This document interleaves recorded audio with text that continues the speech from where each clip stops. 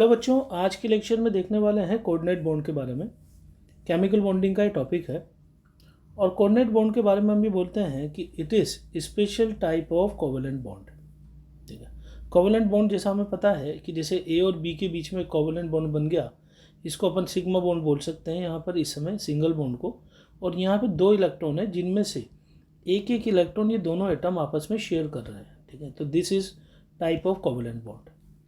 अब हमने इसको बोला है कि it is special type of covalent bond, यानी इसमें क्या होता है, जो शेयर्ड इलेक्ट्रॉन्स होते हैं they are given by only one atom.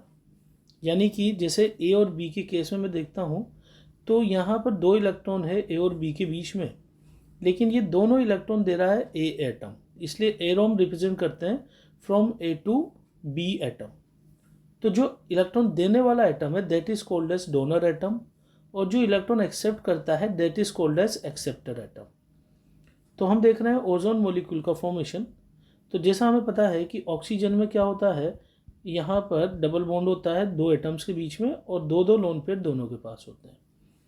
अब यदि हमें कहते हैं कि एक तीसरा ऑक्सीजन पास में आ जाए, तो ये ऑक्सीजन क्या करता है, अपने एक लोन पेयर को यहाँ पर इन दोनों के बीच में रख देता है, यानी शेयर कर देता है।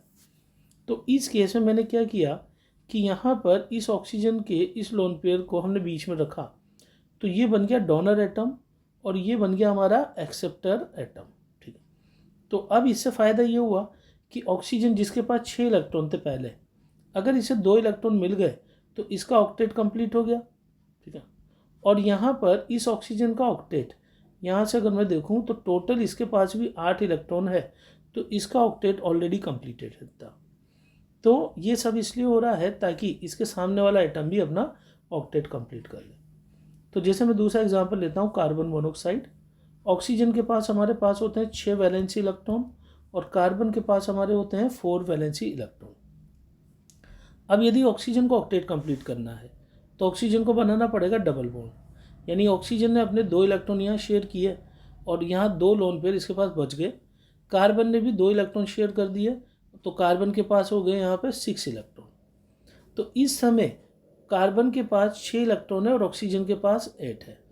अब कार्बन को अगर ऑक्टेट कंप्लीट करना है तो इट रिक्वायर्स 2 मोर इलेक्ट्रॉन।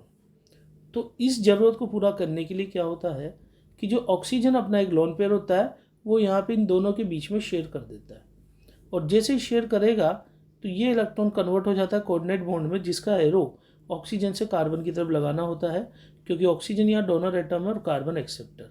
फ़ायदा ये हुआ कि कार्बन का अब ऑक्टेट कंप्लीट है। कार्बन के पास हम देखें तो 6 इलेक्ट्रॉन ये बॉन्ड की वजह से और 2 electron as a lone pair. तो now octet is completed for both. तो कोऑर्डिनेट बॉन्ड हम इसलिए बना रहे हैं ताकि ऑक्टेट कंप्लीट करवा सके सबका। अब यहाँ पे अगला मैं देखता हूँ, जैसे HNO3 मॉलिक्यूल का स्ट्रक्चर देखा हमने, तो hydrogen is connected with single bond to oxygen, oxygen connected to nitrogen और nitrogen connected with double bond to oxygen. यहाँ इन सब का ऑक्टेट कंप्लीट है। जैसे मैं ऑक्सीजन पे देखूँ तो 6 में से 2 काम आ गए, 2 लोन पेयर है तो ऑक्टेट कंप्लीट है। नाइट्रोजन पे देखूँ मैं तो डबल बॉन्ड से जुड़ा हुआ है, 2 लोन पेयर है तो ऑक्टेट ऑक्सीजन का इसका भी कंप्लीट हो गया। अब नाइट्रोजन में हम देखें तो नाइट्रोजन के 3 इलेक्ट्रॉन काम आ गए, एक यहाँ एक यहाँ एक यहाँ, और नाइट्रोजन के वैलेंसी शेल में होते हैं 5, यानी इसके पास ही एक लोन पेयर पड़ा हुआ है। अब यदि इसके सामने ऑक्सीजन आ जाए जिसके पास 6 इलेक्ट्रॉन है, ठीक है, अब इसको 2 इलेक्ट्रॉन की आवश्यकता है। नाइट्रोजन का ऑक्टेट ऑलरेडी कंप्लीटेड था, 2 + 4 + 2, यानी कि 8 इलेक्ट्रॉन इसके पास ऑलरेडी थे। तो ये क्या करता है, अपने इस लोन पेयर को दोनों के बीच में शेयर कर देता है। शेयर करते ही क्या होगा कि अब इसका ऑक्टेट कंप्लीट है और नाइट्रोजन का पहले से था कंप्लीट। तो इस तरीके से हम लुईस स्ट्रक्चर बनाने के लिए कोऑर्डिनेट बॉन्ड के कंसेप्ट का सहारा लेते हैं।